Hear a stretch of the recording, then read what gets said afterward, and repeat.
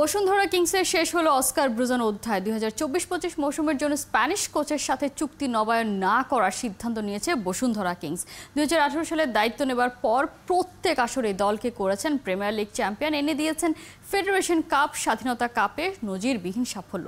তারপরেও আরও এগিয়ে যেতে সফল এই কোচকে সাড়ম্বরে বিদায় দেওয়ার পরিকল্পনা করে নিয়েছে ক্লাব কর্তৃপক্ষ।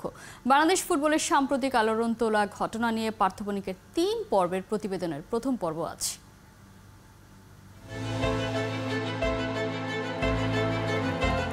আরও একটা জয়, আরও একটা মৌসুমের সমাপ্তি। সিজনের 3টা ট্রফি আগেই হাতে এসেছে। এবার প্রিমিয়ার লিগের শেষ ম্যাচটা জিতে যার পারফেক্ট ফিনিশিং টানলো বসুন্ধরা কিংস। তবে মেঘলা আকাশের নিচে দিনের শেষ ভাগে কেউ কি লক্ষ্য করেছে বাংলাদেশ ফুটবলের একটা অধ্যায় মাত্রই শেষ হলো, যার কেন্দ্রে কোনো দল নয়, কোনো ফুটবলার নয়, পুরোটা ঘিরে একজন কোচ, অস্কার ব্রুজন। বসুন্ধরা কিংসের সিনিয়র ফুটবলার ও কোচিং স্টাফদের মধ্য থেকে বিশ্বস্ত সূত্র খেলাযোগকে নিশ্চিত করেছে স্প্যানিশ এই কোচের সাথে সম্পর্কের ইতি টেনেছে বসুন্ধরা। প্রতিবার সিজন শেষ হবার আগে নতুন করে চুক্তি হলেও এবার তা করেনি ক্লাবটি।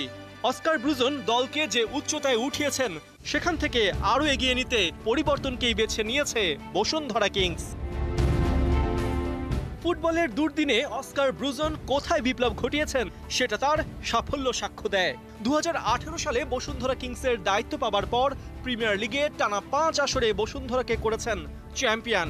5 বছরে 3টা ফেডারেশন কাপের ট্রফি আর 4 আসরে 3টা স্বাধীনতা কাপ শিরোপা জয়ের কারিগরও এই অস্কার ব্রুজন। অস্কার ব্রুজন শুধু বসুন্ধরা কিংসকেই নয়, বাংলাদেশ ফুটবলকে নতুনভাবে পুনর্জীবিত করেছে বলে মনে করেন ফুটবলাররা। সে আমাদেরকে সাহস দেয়, পিছন থেকে তো অনেক সাহস দেয়, কারণ আমরা বিল্ড আপ ফুটবল খেলি, পাসিং ফুটবল খেলি, চেষ্টা করি। আগে কিন্তু এরকম খেলা হতো না, যখন আমাদের অন্যান্য আগে কোচ ছিল। অস্কার 6 বছর ধরে আছে এবং ন্যাশনাল টিমও ছিল, ওর অধীনে খেলতেছি। আসলে ও দেখেন অনেকগুলো শিরোপা জেতার পিছনে কিন্তু অবশ্যই অবদান বেশি। আমাদেরকে প্র্যাকটিসে প্রত্যেক দিন পুশ করে, তো এখান থেকেই অনেকটুকু চেঞ্জ হয়েছে বাংলাদেশের ফুটবলে। লম্বা পথ চলায় স্প্যানিশ এই কোচের রেকর্ড চোখ কপালে তোলার মতো। তার কোচিংয়ে 177 ম্যাচের 141টায় জিতেছে বসুন্ধরা, জয়ের পার্সেন্টেজ প্রায় 80%।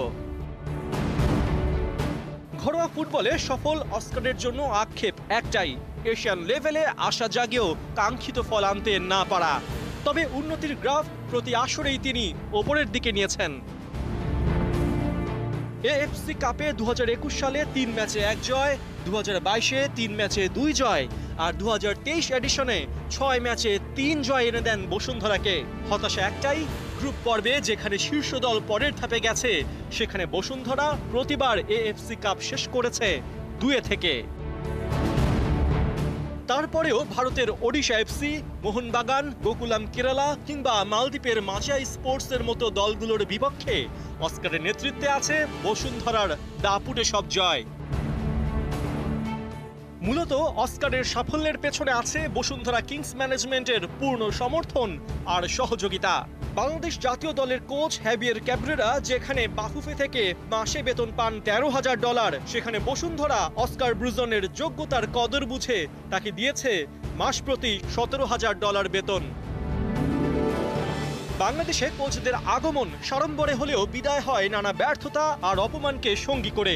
সেক্ষেত্রে ব্যতিক্রম অস্কার ব্রুজন। বসুন্ধরা তাকে জাঁকজমকভাবে বলা চলে ঘটা করে বিদায় দেবার সিদ্ধান্ত নিয়েছে।